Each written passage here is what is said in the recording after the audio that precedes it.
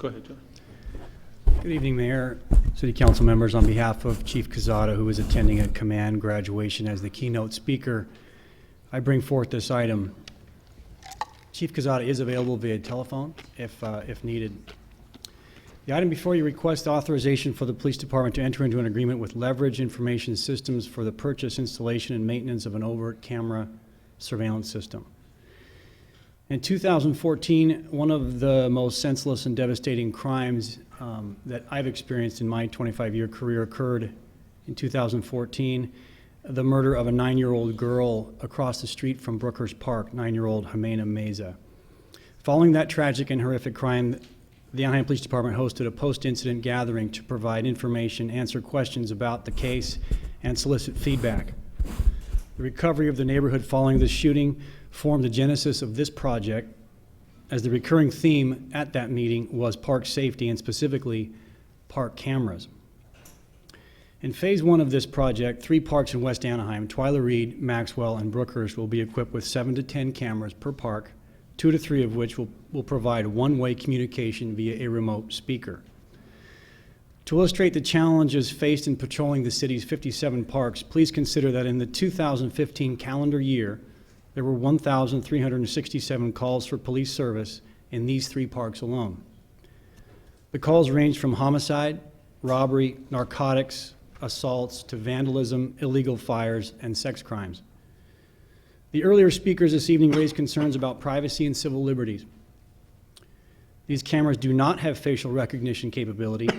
There are no microphones affixed to the devices, and there is no ability to hear conversations. It cannot be overemphasized that the primary purpose of this equipment is to leverage available technology as a tool to enhance public safety.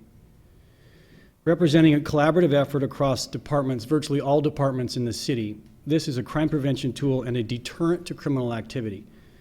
We receive a significant amount of calls for service, as evidenced earlier, involving potential criminal activity in our parks, and this system is intended to allow for real-time monitoring of activity in our most accessible of public places, locations which draw thousands of families and children daily. The ability to monitor in real time will facilitate the rapid deployment of officers to a specific crime in progress or problem and provide responding officers with the most accurate and specific information possible. This capability will not only prevent many crimes from occurring, it will also prevent incidents from escalating through the surgical and timely deployment of resources. Further, this technology amounts to what is considered the best evidence, an invaluable evidentiary tool for follow-up investigation and eventual prosecution of criminal suspects. Prior to this item coming before you, substantial public outreach was conducted. Specifically, community meetings were conducted last month in August near each of the proposed park sites. The Maxwell Park neighborhood drew a standing room only crowd. During all 3 of these community meetings, not one person who attended the meetings voiced opposition to this project. On the contrary, there was overwhelming support. In addition, over the past year, the police department has, in the interest of transparency, discussed this project repeatedly during the Public Safety Board publicly noticed meetings. These parks will be signed appropriately, outwardly advertising the cameras and their capabilities. As phase 1 continues, additional parks will be identified based on need, including Ponderosa Park, which is certainly a priority and had to be foregone in this first phase due to the ongoing construction there. Phase 2 of the project includes the incorporation of other city cameras from various city facilities where independent surveillance networks are already in use. These will include the city's traffic cameras. Longer term, in phase 3, the public-private partnerships will be developed via memoranda of understanding between the city and private industry. An example of this would be banks throughout our city would be able to sign a memorandum of understanding with our ability to monitor their cameras. For example, if a bank robbery were to occur, we could access the camera immediately, identify potential suspects, potential suspect vehicles, and again, deploy resources with very specific information. Other examples include responding to traffic collisions or hit-and-run investigations where potential drivers are under the influence, where the loss of evidence rapidly is a very significant concern.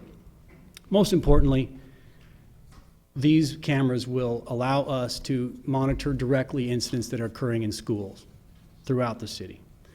Other communities throughout the state, including Redlands, Corona, the city of Salinas, and others, have experienced marked reductions in crime where these cameras are deployed. During our community meetings, we showed 4 key examples, 2 of which involved the use of the remote microphone, or a speaker, if you will. The first incident involved juveniles bringing alcohol to a park after hours, and another involved people using narcotics.